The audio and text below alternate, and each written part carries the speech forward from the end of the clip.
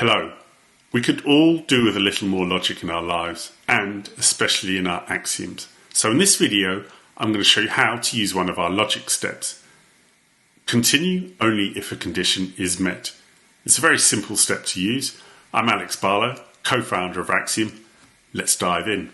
If you haven't clicked subscribe already, please do so. Okay. On the screen you can see I've got a spreadsheet in the background here and I've got the word typed run. Because the gist of this bot is that what I want to do is check for some data that a Google Sheet has received and then only run if that data has appeared in the sheet. How do I do that? Well, I've got my read step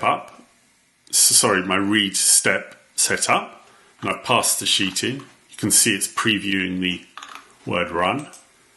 And I've got an interact step which will just go to a page. It will enter some text into a form and then click submit. Next I need to add the condition.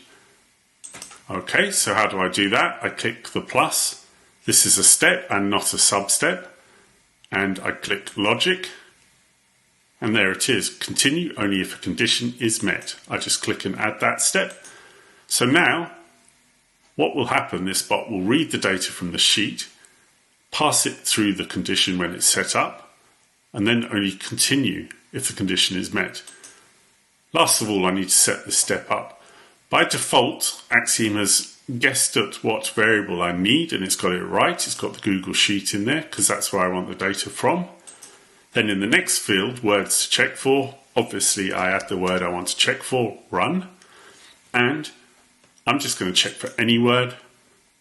And I'm not going to set a word boundary, but I'm going to set a fail condition. So if the condition isn't met, the bot ends with failure. If the condition is met, the bot ends in success and clicks and fills the form in. Okay, that's that simple bit of logic set up now. Give the step a go if you need it. And please remember to subscribe to continue to get great informative videos on how to automate your browser using Axiom. Thank you.